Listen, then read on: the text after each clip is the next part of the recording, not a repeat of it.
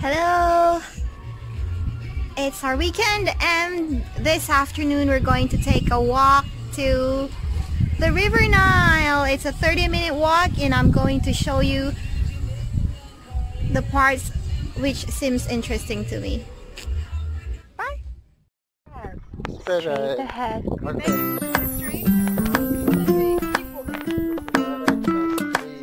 See, the trees have these metal guards against goat, so the goats will not eat it, and the trees will prematurely die.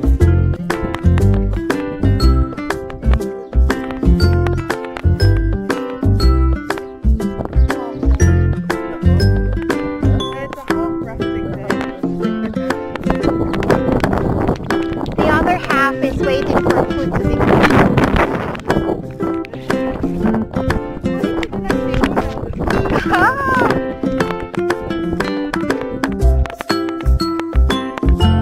I hope you're not like Deng. Deng was asking me for extra days for the hours he worked overtime. If he could convert it to days. Huh? Yeah, he's like asking for days off. Like, this is the Renk Stadium, and the local boys would play football or soccer here, and right across here, this area is also a football field. So you see the boys are there playing, and every other day, Rosie, Rosaline, Simon, Josephine, and I would either do laps or run around this area or walk around this area for exercise.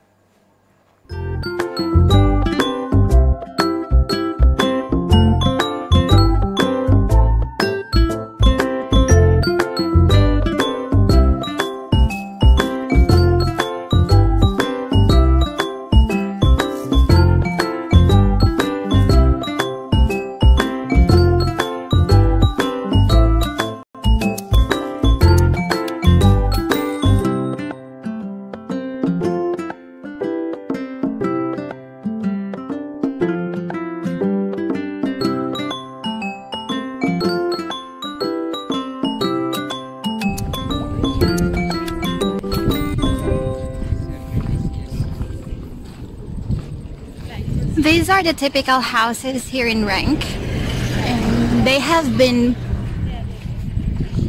built before 2013, then abandoned after the war. Are my facts correct? Are my facts correct then? Okay, good.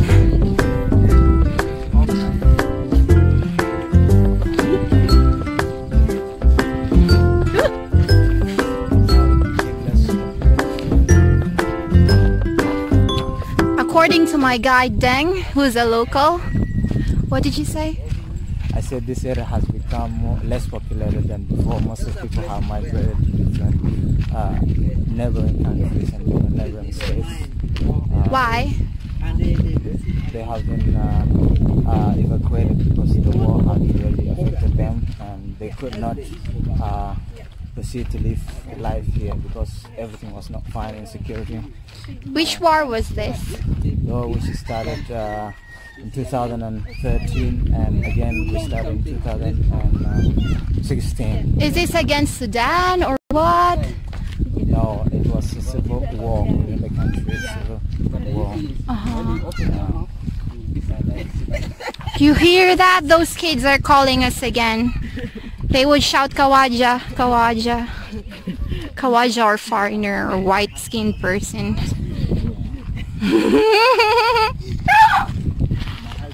Hello. Hello from me and Rosaline. Hello. And Ladu. Yeah. Click like and subscribe. This is the typical Renk landscape. Bushland.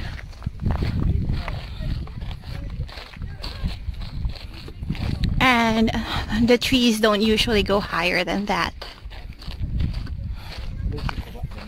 But right now it's greener on this side because we're near the River Nile.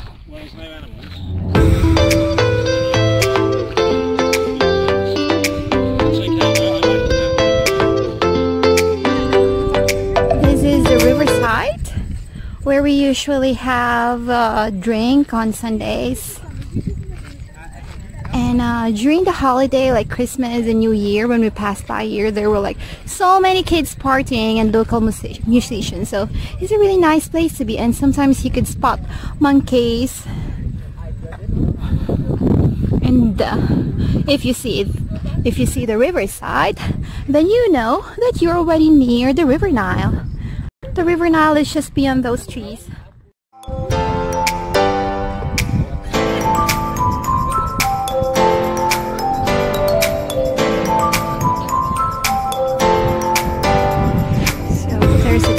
Here already, and we will stop filming. I usually stop filming when there are locals because they don't want videos taken.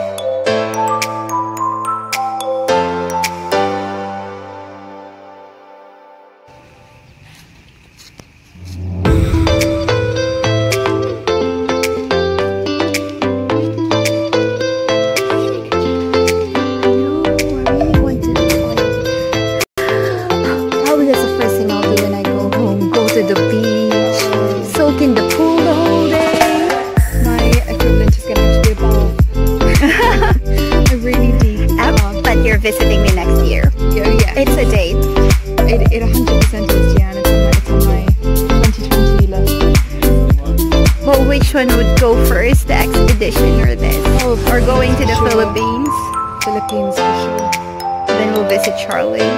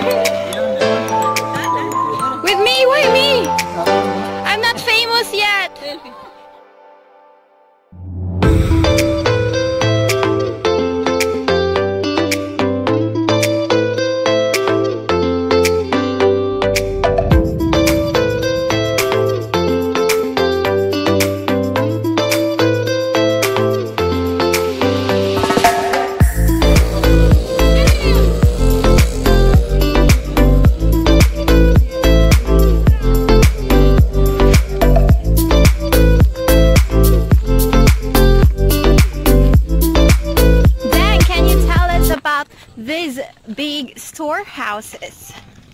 Oh, okay. These big stores were constructed in 1980 something back in the years, and they were meant to be for the sorghums and other crops which are cultivated locally here in in this state or in this Renk County.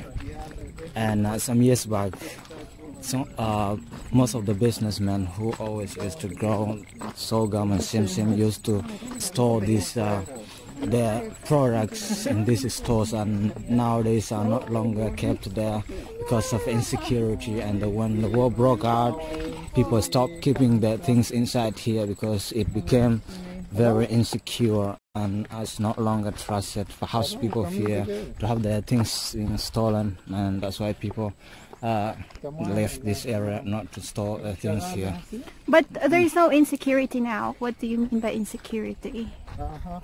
Yeah, now I think perhaps some of the businessmen will come back again and store some of the crops here or products here again. Are they South Sudanese businessmen or Sudanese? It used to be, you know, or Ethiopians.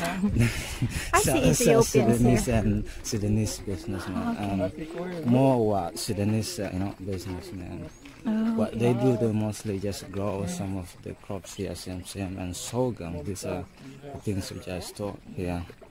And yeah, I think recently, as country is getting more stabilized, I think some of the Sudanese businessmen will come back again, especially farmers come back again and grow. And grow the crops. Yes, and again, getting back to the system of storing the products here in this same stores here. Yeah. Okay, thank you, Dang. Welcome. Ladu tells me that there are still sorghum on the ground. Therefore, this place is still being actively used as storage houses. See, that's a piece of sorghum there. Yeah, this is nothing, this is just like plain. This is probably the most beautiful structure here in Renk. Architectural structure. Minaret. A reminder of their Arab past. This is Souk Al-Kabir, or the big souk. This is the neem tree. Oh, I'm too short. Oh gosh. Dang, help me. Can you get me? I'm so short. Okay. This is the flower, right? And where's the and this is the fruit. The fruits, yeah. Oh, okay. This is an old gasoline station.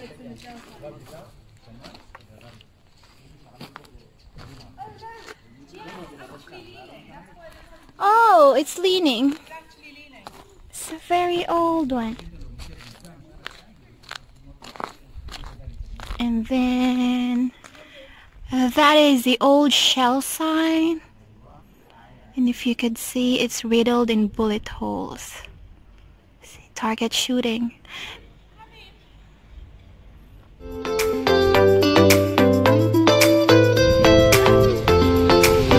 Windows 98. And Tang is telling us that this road is called Malakal, and the souk that we're walking towards now is called Souk Malakal. And before the main road here in Renk was built, the tarmac road, this used to be the road that people take from Malakal to Khartoum. But most of the houses here are closed and abandoned. Look. Look, no one seems to be living in these houses. It looks so empty on this side. Yeah, they are Sudanese, the one who are staying here. Ah, They left this place. Sudanese. Interesting way of keeping or storing water for longer periods. So they dug a hole around the tree in the root area so it would stock water. This is the fire brigade in Renk. If you can see, it is full of, it's like the cemetery. Fire extinguishers. It's like a cemetery of fire extinguishers. It's a health and safety nightmare. Well, they have a couple of posh new ones near the front door, but outside are about 150 old, broken, definitely expired fire extinguishers, which probably wouldn't do the job in a crisis. Oops. Okay, here's a sample of those fire extinguishers. See, they're really old, faded.